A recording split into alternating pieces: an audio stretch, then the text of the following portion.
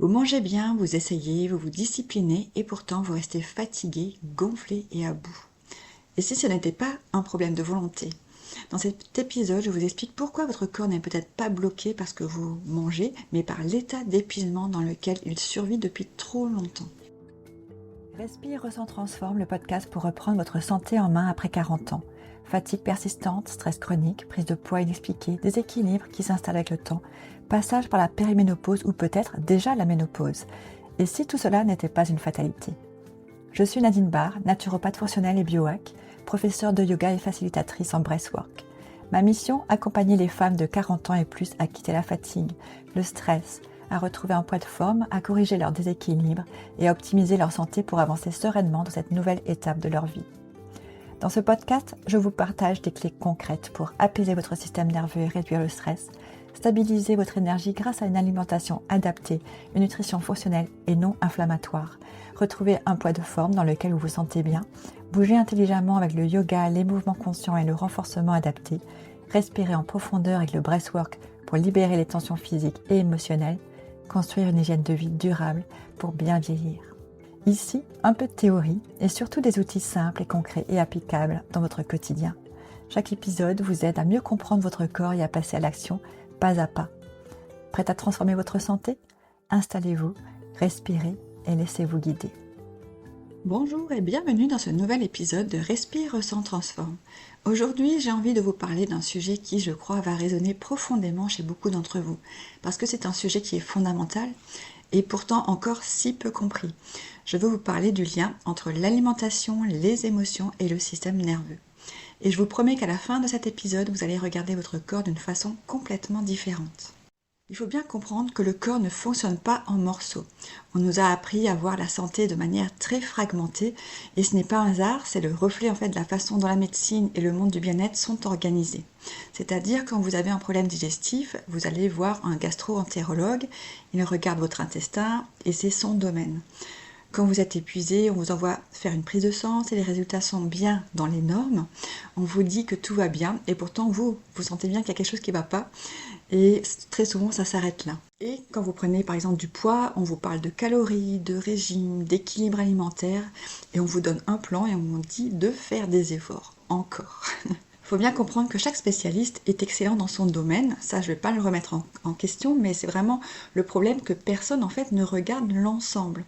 C'est-à-dire personne ne vous dit que votre fatigue chronique, vos troubles digestifs, vos fringales de sucre, vos réveils à 3 heures du matin par exemple, votre prise de poids abdominale et votre irritabilité pourraient en fait tous avoir la même origine.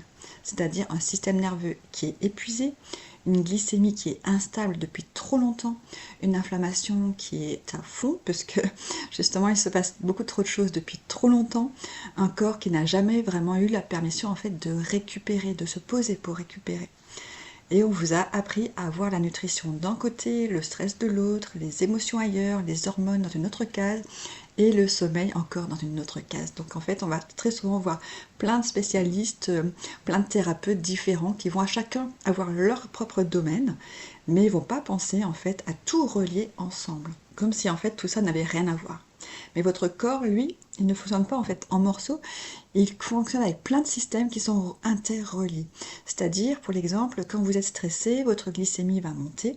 Quand votre glycémie est instable, votre sommeil va commencer à être perturbé. Quand vous dormez mal, vos hormones vont commencer à se dérégler. Quand vos hormones se dérèglent, ce sont vos émotions qui s'emballent. Et quand vos émotions s'emballent, c'est votre digestion qui va trinquer. Et quand la digestion trinque, vous n'assimilez plus bien les nutriments. Et quand vous manquez de nutriments essentiels, votre système nerveux s'épuise encore davantage. Donc, je ne sais pas si vous imaginez un peu le cercle en fait du fonctionnement du corps.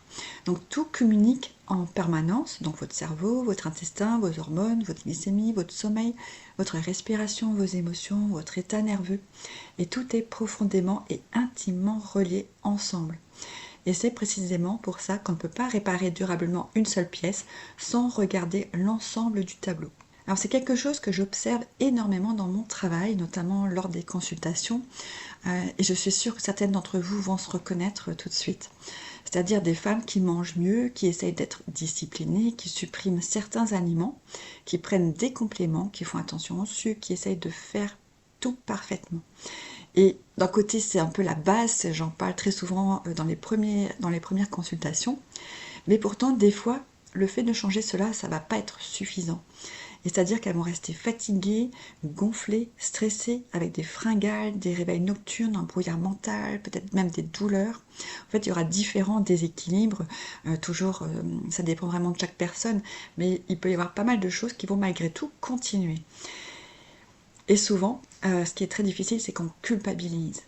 Et elles pensent très souvent manquer de volonté, alors qu'en réalité, c'est pas une question de volonté, c'est que le corps, en fait, il est simplement bloqué dans un état de survie chronique, parce que justement, tout cela dure depuis bien trop longtemps. Et donc, juste changer l'alimentation ne va pas être suffisante. Voilà ce qu'on ne vous dit pas assez, c'est-à-dire que le système nerveux, il influence absolument tout dans votre corps. Quand votre organisme se sent en sécurité, mais je parle vraiment d'une vraie sécurité intérieure, la digestion fonctionne mieux, les hormones communiquent mieux, la glycémie se stabilise, l'inflammation diminue et la récupération devient possible. Mais quand le corps reste dans un état d'alerte permanent, en fait, tout commence à basculer et ça se dégrade en fait au fur et à mesure des années. C'est-à-dire que le cortisol aura tendance à rester élevé, le sommeil, lui, va devenir plutôt fragile, les envies de sucre peuvent exploser dans certains moments de la journée ou certains moments dans la semaine, la digestion va ralentir, le stockage abdominal, lui, il va s'installer. Petit à petit, on ne va pas forcément le voir tout de suite dans les premières années, mais ça s'installe petit à petit. Et l'inflammation va augmenter d'année en année. Et le problème, c'est que beaucoup de femmes, en fait, vivent dans cet état depuis tellement longtemps qu'elles pensent, en fait, que c'est normal. Le corps, en fait, s'adapte au stress, oui, mais à un moment donné, il va finir par s'épuiser et puis on va commencer à sentir, en fait, les premiers signes. Et puis, petit à petit, cela va s'installer et devenir de plus en plus compliqué dans notre vie. Alors, vous avez peut-être entendu parler de l'axe intestin-cerveau. Alors, c'est pas une métaphore, en fait, c'est vraiment de la biologie. C'est-à-dire que l'intestin possède son propre système nerveux, qui est le système nerveux entérique. Il communique en permanence avec le cerveau à travers donc le nerf vague, les neurotransmetteurs, le microbiote, ou on devrait dire les microbiotes parce qu'il y en a tellement dans notre corps, les hormones et donc les inflammations. Votre état émotionnel influence directement votre digestion et donc inversement.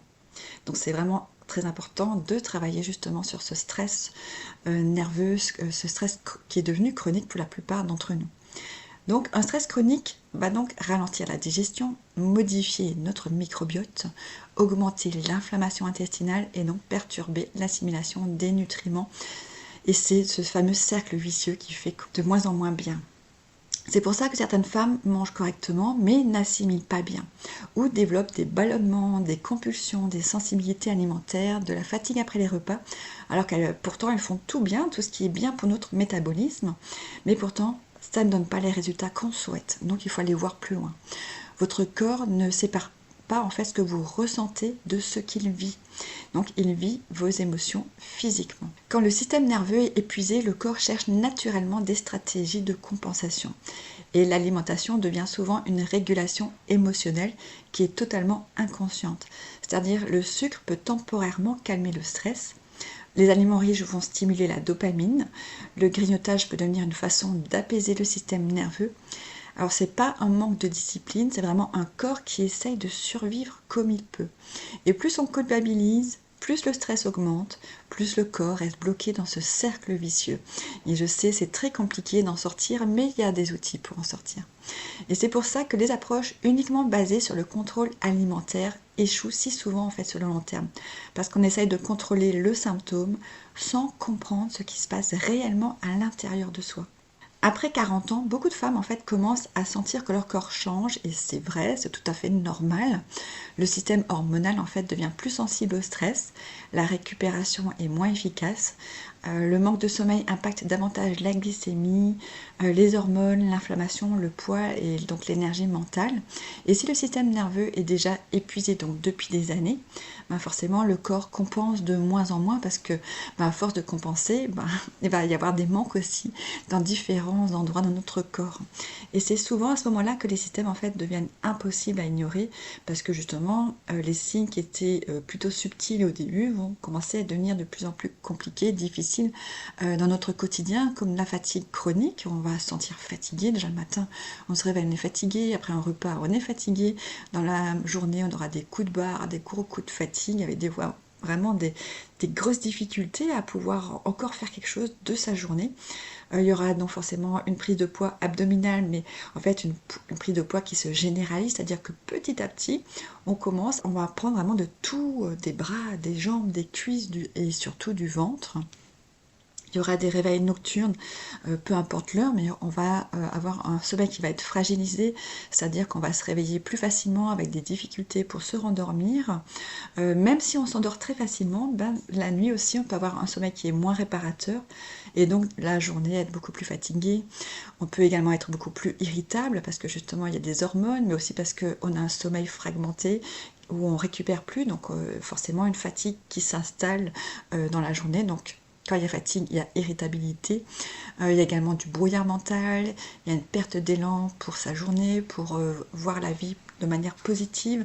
En fait, c'est vraiment un cercle vicieux, il y a vraiment tout petit à petit qui dysfonctionne et qui fait que nos journées deviennent de plus en plus compliquées et difficiles. Et alors, je vais être claire, le problème ne commence pas à 40 ans, parce que voilà, on a passé la quarantaine. En fait, ça se fait depuis de nombreuses années. Tout ça se met en place déjà, notamment avec les générations aujourd'hui où on mange très transformé. Cela se met en place déjà dès notre enfance. Et petit à petit, cela augmente avec le temps. Et je dis cela parce que moi-même, j'ai fait faire des tests à ma fille pour justement voir son état de santé. Depuis qu'elle est toute petite, j'ai commencé à l'âge de 2 ans à lui faire des tests. Et on voit déjà comment l'alimentation, mais également ce que moi-même j'ai pu lui transmettre, parce que la maman transmet en fait ce qu'elle a, et si elle a plus grand-chose, elle a plus grand-chose à donner à son bébé. Et donc on peut voir que tout cela s'installe déjà dès notre enfance.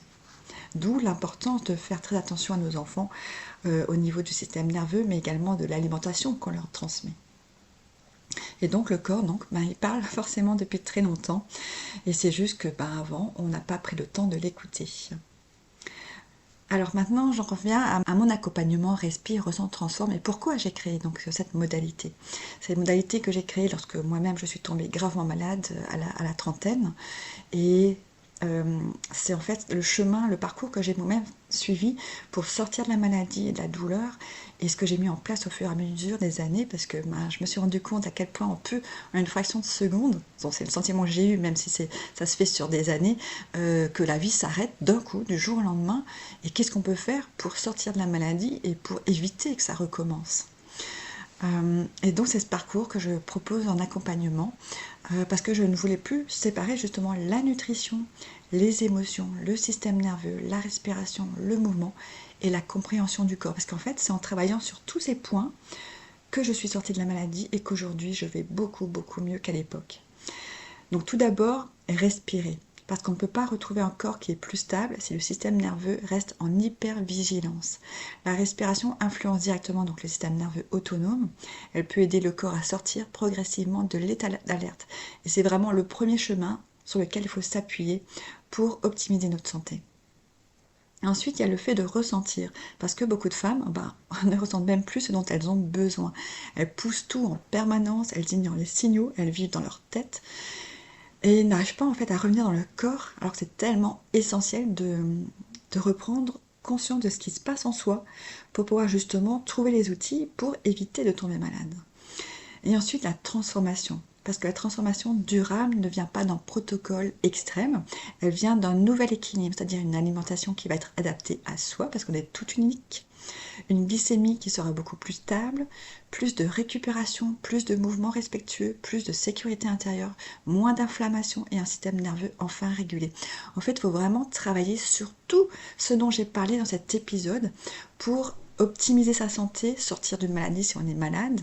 Alors bien sûr, on ne peut pas sortir de tout, je sais, je me répète, mais on peut quand même énormément faire des choses pour aller beaucoup mieux.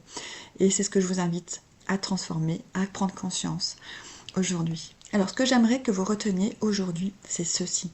Votre corps, il n'est pas contre vous s'il vous envoie des signes, même si c'est difficile. Je sais comment ça peut être très difficile à vivre, mais il ne le fait pas contre vous, il le fait pour vous dire attention. Il y a ça, je te montre tout ça, je te fais subir tous ces moments-là difficiles pour que tu en prennes conscience, pour que tu fasses et que tu mettes en place des actions qui vont te permettre d'en sortir. Parce que si tu fais rien, ça peut aller encore plus loin. Donc c'est ça l'idée qu'il faut vraiment garder. C'est ok, aujourd'hui j'ai plein de petits signes, ou peut-être que je n'en ai pas encore. Mais qu'est-ce que je peux faire aujourd'hui pour aller mieux ou éviter d'aller un jour pas bien? Et donc le problème, il faut bien comprendre que ok, c'est super de travailler sur ton alimentation, c'est très important pour notre santé. Mais des fois, ce n'est pas suffisant.